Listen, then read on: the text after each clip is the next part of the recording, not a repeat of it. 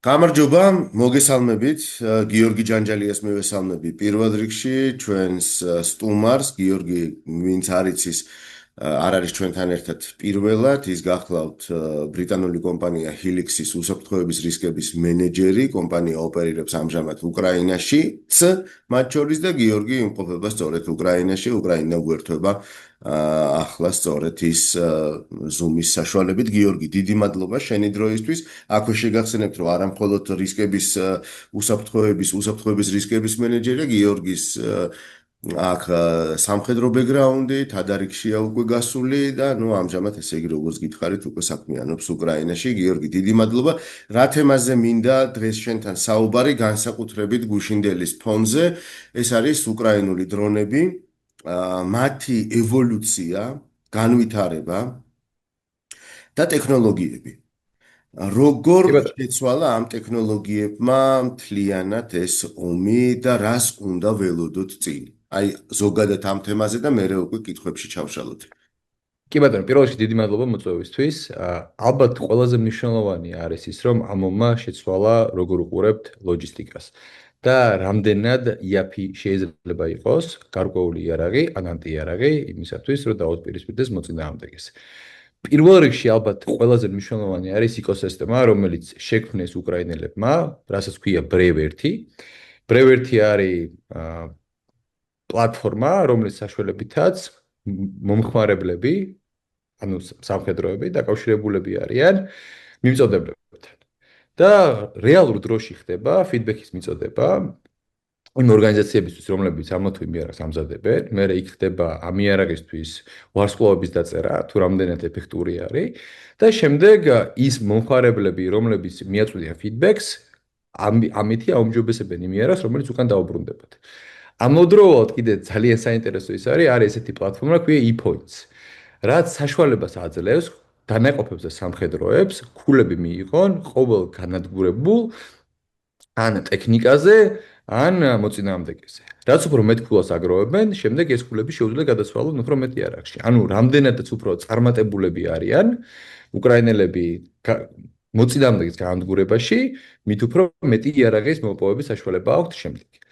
და ეს რაღაც თამაშს გავს თითქოს, ხო? ეს თამაშივით არის, კი, ადამიანური სიცოცხლის ფაქტორი რო არ იყოს, ვიტყოდით, რომ ეს რაღაცა თამაშია. ჩემი აზრით თანამედროვეობას არის მორგებული, იქიდან გამომდინარე, რომ ვთქვათ, მე მილენიალი ვარ, მაგრამ ჩემ დროსაც თამაშები ძალიან პოპულარული იყო და ყველას მოგწონდა ვიდეო თამაშები. მაგრამ რაც უფრო მეტი დრო გადის, ახალგაზრდები, ბავშვები უფრო მეტად არიან ჩართულები თამაშში და ეს სისტემა, როგორც თამაშის სისტემა, ზუსტად არის მორგებული თანამედროვე ომს.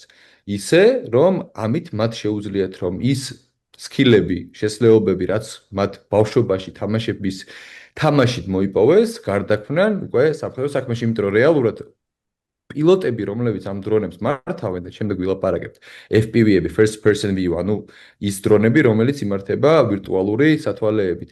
თამაშს ყავს, ანუ ჯოისტიკი უჭირავთ და ჯოისტიკით გამოიყენებენ იარაღს, რომელსაც შეუძლია რომ გაანადგუროს $200 ფასად რამოდენიმე მილიონი დოლარიანი ტანკი. ან აბლაბუდა შემთხვევაში რამოდენიმე 100 მილიონიანი თვითმფრინავები და ასე შემდეგ და ასე შემდეგ.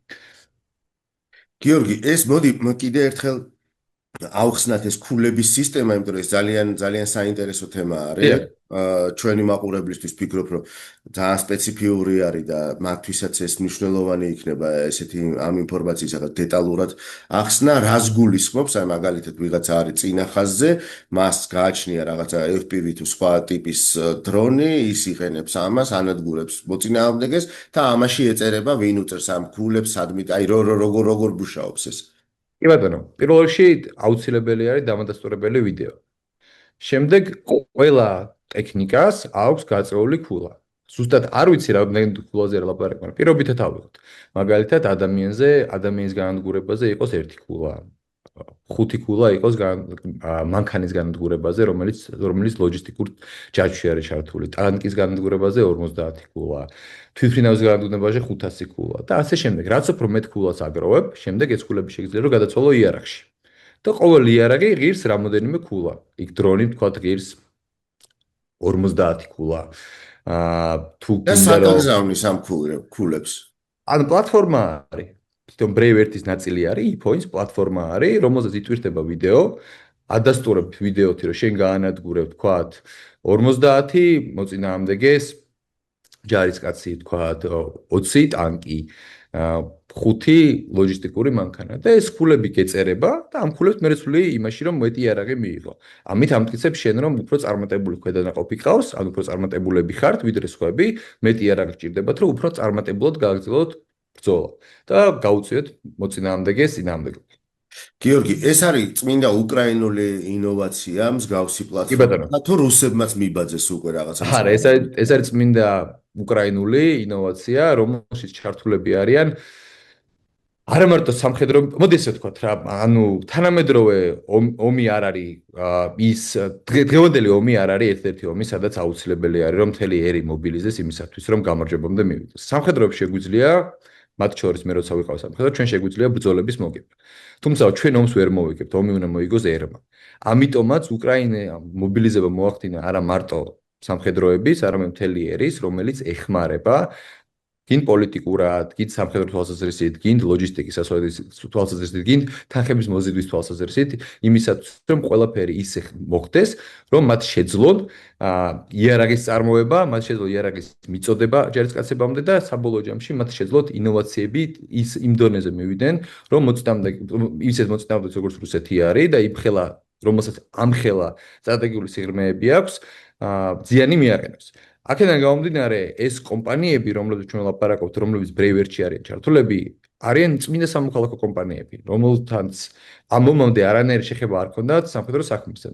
უბრალოდ იმიტომ, რომ ტექნოლოგიებში გარკვეულები არიან და იმიტომ, რომ არ ეშინიათ ინოვაციის და ის ადამიანები, რომლებიც მართავენ და მათ შორის ერთ-ერთი პირველი ადამიანი, რომელიც ამ ყველაფერში ჩართული იყო, მიხაილო ფედოროვი არის, რომელიც დღესობით არის უკვე თავდაცვის მინისტრი, მან იყო ციფრული ტრანსფორმაციის მინისტრის პოზიციაზე.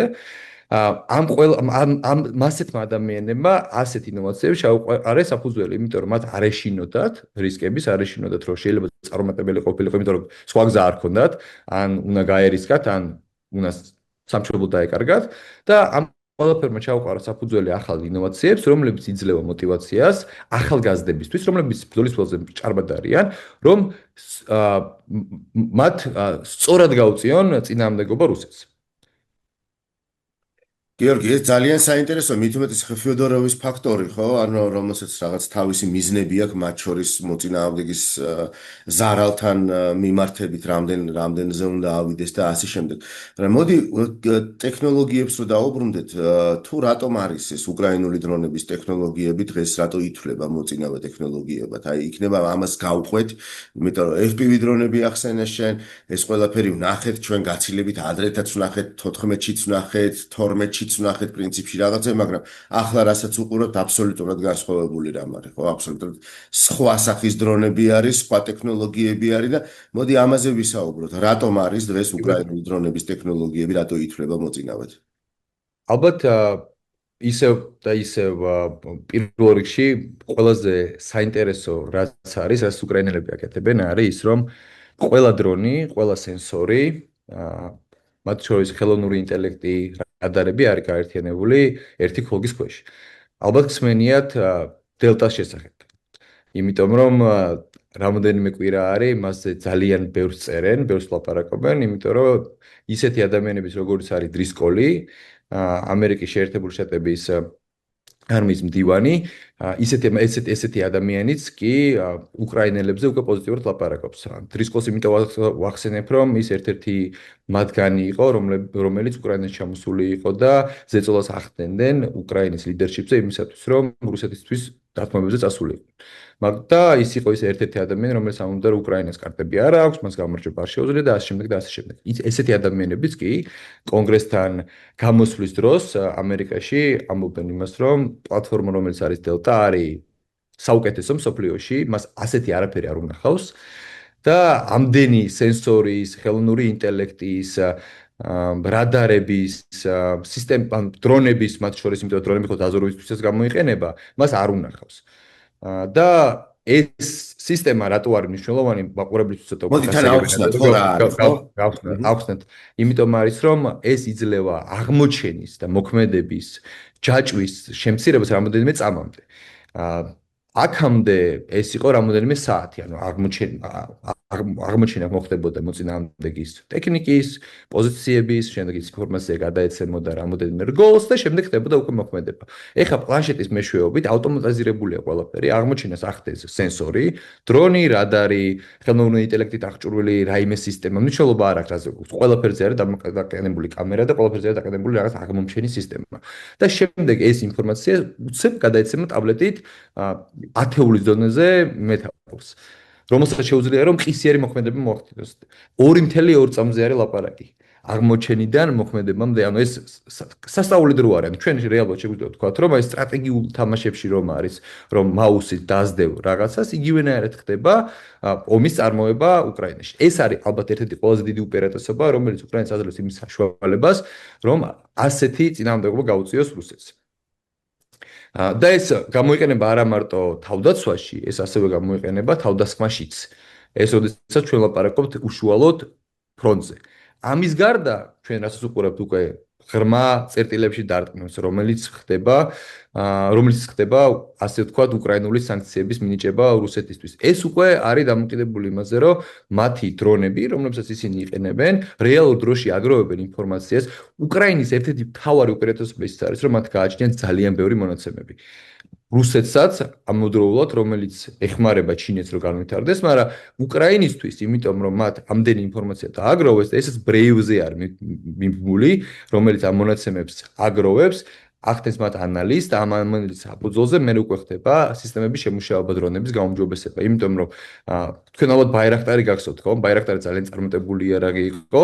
22-ში სიმღერებს უძღვნიდნენ, ხო? ანუ ოდებს უძღვნიდნენ, თუმცა დიდხანს რამოდენიმე თვეში ის უკვე აღარ იყო ისეთი ეფექტური, იმიტომ რომ რუსებმა შეძლეს აღმოეჩინათ სუსტი წერტილები და ამ სუსტი წერტილების გამოყენებით მათი ჩამოყრა დაიწყეს ძალიან ადვილად. იგივე არის ამ შემთხვევაშიც, ანუ სამ თვემდე არის იარაღი წარმატებული, შემდეგ ანტი-იარაღის სისტემა ვითარდება, გინ ერთ მხარეს, გინ მეორე მხარეს და ამ ანტი-იარაღის სისტემის საშუალებით შემდეგ ხდება ამ საფრთხეების გაუგებრობა. აქაც იგივე ხდება ზუსტად. აქედან გამომდინარე ეს მონაცემები, რომლებსაც ერთი მხარეს და მეორე მხარეს აგროვებს ამ მონაცემების საფუძველზე, შემდეგ ხდება დახვეწა ტექნოლოგიების და ისეთი რაღაცებს ვკეთებ, რაც გუშინ ვნახეთ, ხო? ანუ ერთ-ერთი ყველაზე დაცული ოლქი, რომელშიც მე მგონი 6 შრე თავდაცვა აყენია, ყველაფერი წრიულად არის დაყენებული ოლქის და ქალაქის გარშემო და მაინც შეძლეს უკრაინელებმა და ნავთობ გადამუშავებელ ქარხნაზე მიიტანეს იერიში იქ იცეთ კომპონენტების ქარხნებზე მიიტანეს იერიში, რომელიც იარაღის წარმოებაში ეხმარება რუსეთს, რომ ეს ქარხნები არის, რომელსაც ძალიან დიდი გავლენა აქვს ტექნოლოგიები, რასის სწრაფით განვითარდება რუსეთში, ხომ ამავდროულად პოლიტიკური დარტყმა იყო ძალიან სერიოზული, იმიტომ რომ აქამდე მოსკოვს არ უტევდნენ, იმიტომ რომ ბევრი იარაღის დახარჯვა მოუწევდათ იქამდე, სანამ ისინი მიზანს მიაღწევდნენ და გუშინ დაახლოებით 30-მა დრონმა გაარღვია მათი რამოდენიმე ეშელონიანი სახერო თავდაცვა და შეძლო იერიშის მიტანა. იმის გარდა რომ ეს მომგებიანია, იმიტომ რომ მათ ქარხნები გაანადგურეს, ძალიან სერიოზული პოლიტიკური ზიანი მიაყენეს. კიდევ ერთხელ 9 მაისის შემდეგ. აქედან გამომდინარე, ეს იარაღის დახვეწა ამ მონაცემების საფუძველზე არის ზუსტად ის უპირატესობა, რომელიც მათ აძლევს იმ საშუალებას, რომ სწრაფად ისწავლონ, როგორც ვთქვით, ბრევერზე არის მიერთებული ის ადამიანები, რომლებიც პილოტები არიან, ისინი ეუბნებიან, რომ ჩემმა დრონმა ამ დროს დაკარგა კონტროლი ასეთ სიტუაციაში, ანუ მე ზუსტად ვერ გეტყვით იქიდან გამომდინარე, რომ მე არ ვარ ჩართული და არ მიტარებია არ ყოფილა პილოტი, მაგრამ მათ ექნებათ რაღაც გარკვეული მონაცემები, რომელსაც აგროვებენ და ამ მონაცემების საფუძველზე მე ხდება ამ იარაღის დახვეწა. გიორგი, 3 თვე ნახევარი არის მხოლოდ დრო, რომელიც მოწინააღმდეგეებს აშორებს, თუ ეს არის კიდე გარკვეული ტექნოლოგიები, იმიტომ რომ ტექნოლოგიებზეც მინდა რომ გთხოვო საუბარი, იქიდან გამომდინარე, რომ რუსეთიც აგროვებს ამ მონაცემებს, როგორც აღნიშნე შენ. და ნუ შესაბამისად იქ ჩინეთის თუ სხვა დაინტერესებული მხარის დახმარებით აი ამ ტექნოლოგიებს ხვეწს. ხო? ანუ დრო და ტექნოლოგიები. აი ეს საკითხი მაინტერესებს. ესე იგი, სამი თვე პირობითად ავიღოთ, ანუ სამ თვეს ამბობენ, რომ სამი თვე არის ის დრო, როდესაც ჩვენი იარაღი ინოვაცია იქნება წარმატებული და შემდეგ ჩვენ უნდა დავხვეწოთ ის იქიდან გამომდინარე, რომ მოწინააღმდეგე აღმოაჩენს სუსტ წერტილს, რომელი სუსტი წერტილითაც შეიძლება შემდეგ ამ იარაღის განუებელყოფებას, ან უფრო ნაკლებად გახდიან მას წარმატებულს ამა თუ იმ შემთხვევაში. ეხლა რაც შეეხება ტექნოლოგიებს. ჩემი აზრით ერთ-ერთი ყველაზე მნიშვნელოვანი ნაწილი არის ის ფაქტორი, რომ ძალიან ბევრი სამოქალაქო ორგანიზაცია არის ჩართული ამ ომში. ალბათ ერთ-ერთი ყველაზე მნიშვნელოვანი არის Starlink, კავშირის საშუალება, რომელიც იძლევა ისეთ საშუალებას, რომ სწრაფად გადაიცემოდეს მონაცემები ერთი ადგილიდან მეორე ადგილამდე. ალბათ Starlink-ი რო არა, უკრაინელები ვერ შეძლებდნენ იმის გაკეთებას, დღეს შეუძლიათ, იმიტომ რომ ის მონაცემები, ისი გაცვლაც ხდება დღევანდელ დღეს ბრძოლის ველზე, მას ჭირდება ძალიან სწრაფი ატვირთვის და ჩამოტვირთვის ინტერნეტი. ან საშუალება, რომელიც მათ მიცემს იმას, რომ ანუ ტაქტიკურ დონეზე დაუკავშირდნენ ოპერატიულ დონეზე და ოპერატიულ დონეზე მე შემდეგ დაუკავშირდნენ სტრატეგიულ დონეს, ანუ პოლიტიკურ ლიდერშიპსაც მიეწოდონ ინფორმაცია, რომ მათ რეალურ დროში შეძლონ გადაწყვეტილებების მიღება. ნუ Starlink-ი ძალიან მნიშვნელოვანი არის ამ ყველაფერში. Starlink-ზე მე არის უკვე მიბმული ისეთი სისტემები, როგორც არის Delta, ანუ soft სისტემები, რომელიც იმის საშუალებას იძლევა, რომ კავშირი მოახდინონ ქვედანაყოფება ერთი ადგილიდან მეორე ადგილამდე. შემდეგ დამიზნების სისტემა, რომელიც იმის საშუალებას იძლევა, რომ ხელოვნური ინტერნეტი იყოს ინტეგრირებული დამიზნებაში, რომ პილოტებმა თვითონ კი არ ეძებონ სამიზნეები, არამედ აღმოაჩინოს ხელოვნურმა ინტელექტმა და შემდეგ ხელოვნური ინტელექტის საშუალებითაც მოხდეს უკვე დამიზნება, ან სრული დამიზნება, ან ნახევარ დამიზნება და შემდეგ თუ სრულ დამიზნებაზეა ლაპარაკი, პილოტს მხოლოდ ან ვინც იქნება მართლ გუნდს იმ კვანტს, რომელიც ამ ყველაფერს მართავს, უბრალოდ გილაგზე დაჭერა მოუწევს და დაადასტუროს, რომ ის მოწინააღმდეგე ან აი ეგ ძალიან საინტერესო პოინტია. სამიზნე განადგურდეს. ხო. მოდი მანდაც ეგ ნაწილიც გავშალოთ. რა, ანუ ავტომატიზაცია, ხო, რაზეც თავიდან შეაუბრობდი. ესე იგი, აღმოჩენა, თვალთვალი აღმოჩენა, ბრძანების მიცემა, განადგურებას და აქ ერთვება მე ადამიანი, უნდა ჩაერთოს ადამიანი, რომელსაც უნდა დაადასტუროს ეს სამიზნე განადგურდეს თუ არა. საბოლოო ჯამში ამბე მივდივართ, ხო? ანუ მოდი ეს განმარტოთ იქიდან გამომდინარე ცოტა ეთიკურ ნაწილსაც შევეხეთ. ადამიანი დასავლური იდეოლოგიით ადამიანი ყოველთვის უნდა იყოს ჩართული. იმის და მიუხედავად ეს სრულად შეიძლება ავტომატიზირებული იყოს, იქიდან გამომდინარე რომ დასტური მოხდეს ადამიანის მხრიდან. ანუ ადამიანი ყოველთვის უნდა იყოს ამ ციკლში ჩართული. ეს არის მნიშვნელოვანი, იმიტომ რომ ჩვენ არ ვიცით ან შორს ვარ წავიდეთ იქიდან გამომდინარე რომ ეთიკურ ხარეს ვარ ხელოვნური ინტელექტის ეთიკურ ხარაზე რო არ ვილაპარაკოთ და იმ საფრთხეებზე რაც შეიძლება გახდეს ჩვენთვის ეგზისტენციალური მომავალში მასზე რო არ ვილაპარაკოთ, იმიტომ რომ სხვა დისკუსია არის. ადამიანი უნდა იყოს ყოველთვის ჩართული და კი ბატონო, ანუ ხდება აღმოჩენა, ხდება დამიზნება, ხდება ჩაჭერა დამიზნების და ადამიანმა უნდა დაადასტუროს განადგურდეს თუ არა. ეს არის მნიშვნელოვანი. და ამას იმის გარდა რომ ეთიკური მხარეები აქვს, მეორე მხრივ ის მხარეც არის, რომ თუ სისტემამ გაჭედა და ადამიანის გარშემო მიიღო გადაწყვეტილება, შეიძლება ამ პოლიტიკურ პასუხისმგებლობამდე მიგვიყვანოს. ხო, მართალია, ეხლა ჩვენ აქ ცხელომში ვართ, რომელიც აქტიური არის და აქ არავის არ ჭირდება არანაირი დასტურის მიცემა, ყველა კარგად იცის ვისი განადგურება უნდა. თუმცა თუ მაგალითისთვის ეს ომი გაჩერდა და ეს სისტემები დაიწყებენ პატრულირებას, თქვათ, იმ გარკვეული ფრონტის ხაზზე, ფრონტის ხაზზე შეთანხმდებიან მხარეები და უცებ სისტემამ გადაწყვიტა რომ თვითონ უნდა გაანადგუროს მოწინააღმდეგე, ამან შეიძლება პოლიტიკურ პასუხისმგებლობამდე მიიყვანოს ის დანაყოფი და ომი გაანახლოს. აქედან გამომდინარე ძალიან საშიში არის. ესე იგი, ჩვენ გვაქვს Starlink-ი, კავშირის საშუალება, გვაქვს Delta, რომელიც პლატფორმა არის, სადაც ხდება ყველაფრის ერთმანეთთან დაკავშირება. აქ ჩათი არის, სადაც ადამიანები კავშირს ახდენენ, აქ არის ინტეგრირებული ხელოვნური ინტელექტი, რომელიც აღმოჩენას ახდენს, აქ არის ინტეგრირებული სენსორები, რადარები, დრონები, აქ არის ინტეგრირებული სხვადასხვა სისტემები, რომლებიც იძლევა იმის საშუალებას, სენსორული სისტემები, სეისმური შეიძლება იყოს, ანუ რაც ხმაურს ისმენს, იქიდან გამომდინარე, რომ ჩვენ ვიცით, რომ შახიდის დრონები ძალიან ხმაურიანი სისტემები არის და აქედან გამომდინარე, მათი აღმოჩენა ხმაურის მეშვეობით შეიძლება. ყველანაირი სენსორის გაერთიანება ხდება და ამ სენსორების მეშვეობით იდება სრული სურათი, რა ხდება ბრძოლის ველზე. შემდეგ უკვე არის ინტეგრირებული ამ ყველაფერში პლატფორმები, რომელიც იძლევა იმის საშუალებას, რომ მოხდეს მოწინააღმდეგეს აღმოჩენა.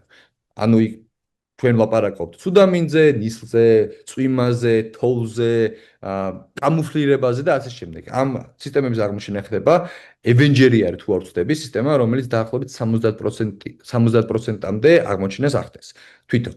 შემდეგ ეს ინფორმაცია გადაეცემა უკვე ტაქტიკურ დონეზე, რომ ჩავიდეთ პლანშეტში ათეულის მეთაურებს და მათ იციან უკვე სად რა ხდება, სად რა მიფრინაოს, სად რა დადის და შემდეგ უკვე შეუძლიათ რომ მიმართონ გინდ артиლერია, გინდ დრონების ოპერატორები, გინდ ვერტფრენები გააჩნია რა ჭირდებათ იმისათვის რომ მოხდეს მოწინააღმდეგე შეტევა და ამის მეშვეობით უკვე თუ რამე ავტომატიზირებული სისტემა არის შეიძლება რომ ღილაკიდს დააჭირონ და იმ ღილაკის დაჭერით მათ მოახდინონ საჰაერო ხარდაჭერა, მოახდინონ артиლერიის გამოძახება, მოახდინონ კონვენციური ავიაციის გამოძახება და ასე შემდეგ და ასე შემდეგ.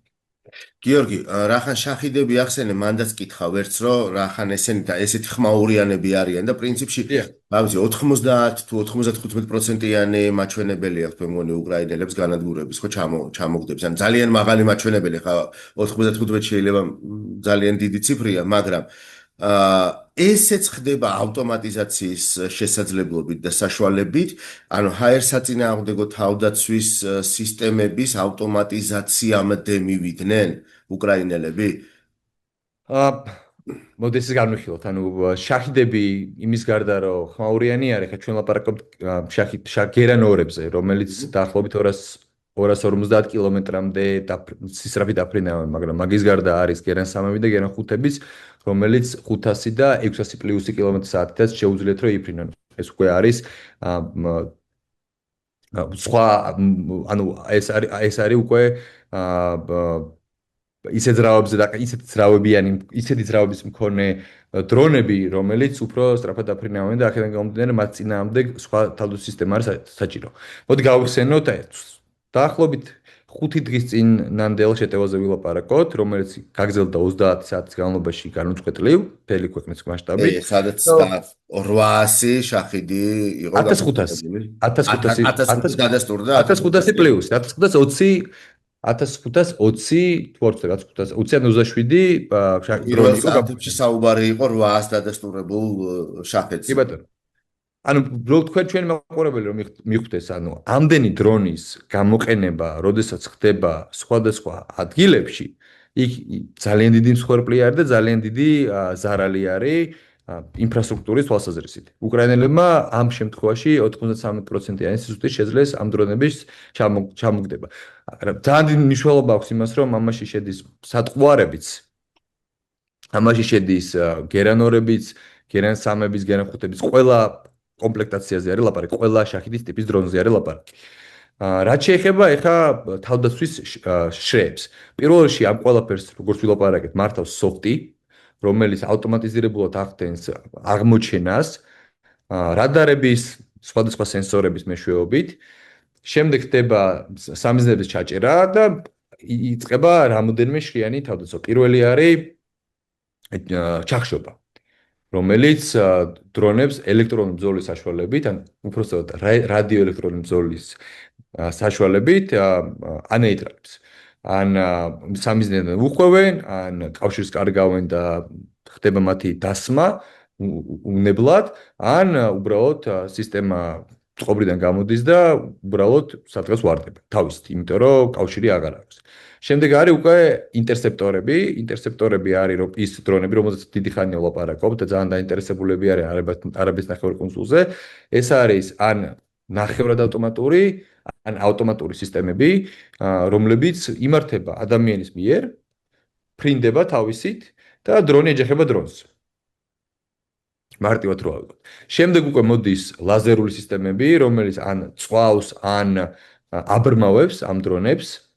და ეს ტექნოლოგია ძალიან საინტერესო არის და ბევრს აინტერესებს, იქიდან გამომდინარე ძალიან იაფი ღირს და რამოდენიმე $20-მდე ღირს ერთი გასროლა. ჩვენ ვაპარაკობთ ახლა თითო ეს დრონი არის $2000-იანი, გერანი არის დაახლოებით საშუალო ფასი არის 50000, საშუალო. ყველაფერზე რო ვილაპარაკოთ, საშუალო ფასი არის $50000. ანუ თქვენ თუ $2000 შეგვიძლია რომ ჩამოვაგდოთ $50,000 დანადგარი, ეს ჩვენი წარმატება არის. ან რამდენი გჭირდება ჩვენ ანტიდრონული სისტემა იმისათვის რომ ეს ჩამოვაგდოთ, იმიტომ რომ ყველაფერი არითმეტიკაზე არის დამოკიდებული. რაც უფრო იაფი გვიждდება ჩვენ ომი, მით უფრო მეტი შანსია რომ ჩვენ მოვიგოთ. ანუ აქ არ არის იმაზე ლაპარაკი, ვის უფრო მეტი ტექნოლოგია აქვს საბოლოო ჯამში. აქ არის ლაპარაკი იმაზე, ვის უფრო იაფია ტექნოლოგია აქვს და ვინ უფრო მალე გახარჯავს თავის რესურსებს, იმიტომ რომ ეს ომი არის გამოფიტვაზე. და საბოლოო ჯამში ლაზერების შემდეგ არის უკვე მობილური ჯგუფები, რომელიც არიან აღჭურვილები ძალიან ბევრნაირი სისტემები, ზოგს აქვს ტყვიამქოები, ზოგს აქვს იგივენაირად ჩახშობის სისტემები, რომელიც მაგრამ ესენიც ვინც ანუ მობილურ ჯგუფებსაც ავტომატიზირებული საშუალებები გააჩნიათ? არა, ნახევრად ავტომატური იყო საუბარი იმაზე, რომ ზეუს ავტომატიზაციის სისტემის გამოცდა მიდიოდა იმისთვის, რომ გაცილებით იაფი და ეფექტური ყოფილიყო ეს ყველაფერი დრონების საწინააღმდეგოდ, მაგრამ ნუ მობილურ ჯგუფებთან ერთად რა. ეს მობილური ჯგუფები ჯერჯერობით ნახევრად ავტომატურ სისტემებს იყენებენ, ანუ დამიზნებაში ეხმარება და ჩაჭერაში ეხმარება თვითონ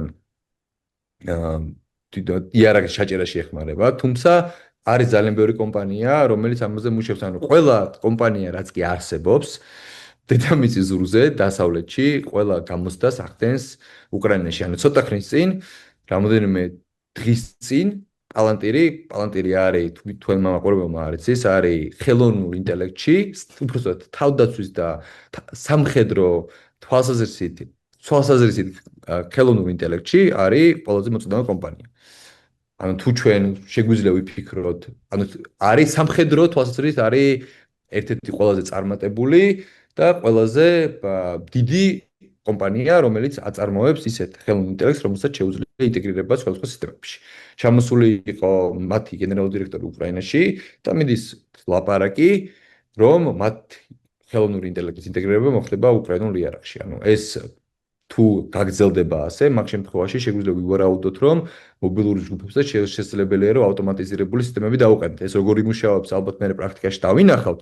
შესაძლებელია რომ ტყვიამქებზე იყოს აყენებული რამე ავტომატიზირებული ხელოვნური ინტელექტის დამიზნების სისტემა, რომელიც უკვე ჩააჭერს, აღმოაჩენს და მობილური ჯგუფის ოპერატორს მე მხოლოდ ღილაკზე მოუწევს ხელის დაჭერა იმისათვის რომ მოხდეს დრონის განეიტრება. მაგრამ გააჩნია ამ ყველაფერს, იმიტომ რომ ჩვენ ვილაპარაკეთ სხვადასხვა ტიპის დრონებზე, ანუ 200 კილომეტრის საათით, რომელიც დაფრინავს მათი ჩაჭერა და გაუნებელყოფება უფრო მარტივი არის, ვიდრე რომელიც 600 კილომეტრი დაფრინავს. კომართალი არის. აქედან გამომდინარე, რაც უფრო ვითარდება ტექნოლოგიები, ანტიიარაღიც უნდა განვითარდეს და უფრო მეტად მორგებული უნდა იყოს იმ საფრთხეებს, რომელიც საფრთხეების მოფრინავს მოწინააღმდეგის მხრიდან.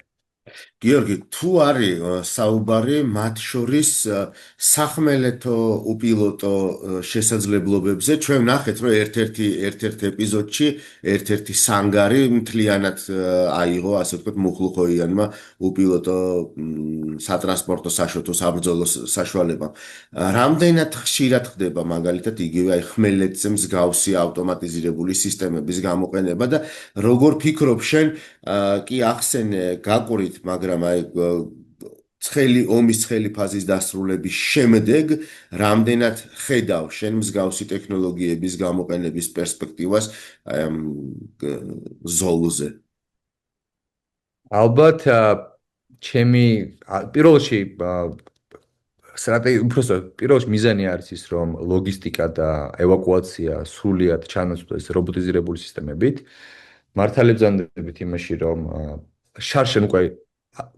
შარშან მოიყო პირველი შემთხვევა, როდესაც მარტო უპილოტო სისტემებით მოხდა პოზიციების აღება და ეს წელსაც გაგრძელდა ამ ყველაფრის კეთება. ძალიან ბევრი კრიტიკოსი ყავს ამ მიმართულებას, იქიდან გამომდინარე, რომ ამ უპილოტო სისტემების განვითარება არც თუ ისე იაფი ღირს და აქედან გამომდინარე რაღაც მომენტში ფიქრობენ, რომ ჯერ ტექნოლოგიები იმ დონეზე არ არის, რომ მარტო უპილოტო სისტემებით მოხდეს ბრძოლის წარმოება, თუმცა მაკეთკენ მივდივართ და იმას ვდავარ, ჩვენთვის მნიშვნელოვანი მარტო ის არ არის თუ როგორ ვითარდება სამხედრო ტექნოლოგიები, ჩვენთვის მნიშვნელოვანი არის თუ როგორ ვითარდება სამოქალაქო ტექნოლოგიები, იმიტომ რომ სამოქალაქო ტექნოლოგიები მე აძლევს ბუსტს სამხედრო ტექნოლოგიებს. ხელოვნური ინტელექტი ისეთი სისწრაფით ვითარდება, და ისეთი სისწრაფით ხდება მათი ინტეგრირება ყოველდღიურობაში, რომ ალბათ შეიძლება ამ ომში ჩვენ უკვე ვიხილოთ რობოტიზირებული სისტემები, რომლებიც არა მარტო ლოჯისტიკას და ევაკუაციის უზრუნველყოფას მოახდენენ, არამედ უკვე პოზიციებზე თავდასხმასაც მოახდენენ. იქიდან გამომდინარე, რომ ადამიანის სიცოცხლე ძალიან ძვირფასი არის და ჩვენ შეგვიძლია გავწიროთ რამოდენიმე რობოტიზირებული სისტემა იმისათვის მაინც, რომ ყურადღება გადავატანოთ მოწინააღმდეგეს მათზე და შემდეგ უკვე გამოვიყენოთ მაღალი კვალიფიციური რაზმები იმისათვის, რომ მოახდინონ ამ პოზიციების წმენდა. გააჩნია რაზეა ლაპარაკი, იმიტომ რომ მოდი ისიც განვიხილოთ თუ რასთან გვაქვს საქმე და როგორი არის ფრონტის ხაზი, იმიტომ რომ ფრონტის ხაზს ეძახიან სიკვდილის ზონას, 50 კილომეტრი ფრონტიდან მარცხნივ და ფრონტიდან მარჯვნივ, ანუ 100 კილომეტრიან ტელეფონზე არის ლაპარაკი, არის სიკვდილის ზონა. აქედან გამომდინარე, აქ ვერც ანუ ადამიანები ვერ შედიან, ვერც ტანკებით, ვერც ჯავშან ტრანსპორტიორებით, ვერც როგორც რუსების შემთხვევაში აქამდე იყო, ვერც პატარა ჯგუფებით, იმიტომ რომ აქამდე რუსები აკეთებდნენ იმას, რომ იმიტომ რომ მათი ტექნიკა არის ნელი და ზანტი და ვერ შეეძლოთ ამ ხაზის გადაკვეთა, უშვებდნენ უბრალოდ ბევრ ადამიანს პატარ-პატარა ჯგუფებად, რომ ინფილტრაცია მოახდინათ. ეხლა ესე ძალიან უჭირს, იქიდან გამომდინარე, რომ ამ ყველაფრის კონტროლს ახდენენ დრონები. და რობოტიზირებული სისტემები, ანუ შეიძლება ადამიანს გამოეპაროს, კომპიუტერს არ ეპარება. და მათი აღმოჩენა ხდება, როგორც თქვით, ხო? მათი ხდება აღმოჩენა, მე ან ნახევრად ავტომატური ან ავტომატური სისტემებით ჩაჭერა ამ მიზნებზე და შემდეგ უკვე დადასტურების შემთხვევაში მათი განადგურება. და როგორც თქვით, ანუ ამაზე დიდი მნიშვნელობა აქვს, ციფრების ძალიან დიდი მნიშვნელობა აქვს, რომ უკვე 38000 დანაკარგების სახით დღევანდელ დღეს დაახლოებით შეგვიძლია ვთქვათ, რომ 35-38000 ადამიანამდე კარგავს რუსეთი თვეში. და ეს ძალიან მნიშვნელოვანი ციფრებია. პირველობის ამოცანა იყო 50000. კი ბატონო, 50000 არის, მაგრამ ესეც ძალიან დიდი მნიშვნელობა აქვს ამ ყველაფერს, იმიტომ რომ ბოლო 4 თვის განმავლობაში, უკვე მეხუთე თვის შუაში ვართ. რუსები უფრო მეტ ადამიანს კარგავენ, ვიდრე რეკრუტირებენ. ისეთი ადამიანები, როგორც მარკო რუბიო არის, დაზოროს დაქტომით ამბობენ, რომ რუსები 5-ჯერ მეტ ადამიანს კარგავენ დღევანდელ დღეს ამ ომში, ვიდრე უკრაინელები. და ეს ციფრები კიდევ უფრო მეტად შეიძლება. უკრაინელებმა ამ 2026 წელს პირველად მოახდინეს უფრო მეტი ტერიტორიის დაკავება, ვიდრე დაკარგვა. ციფრები და სტატისტიკა უკრაინელების მხარეს არის.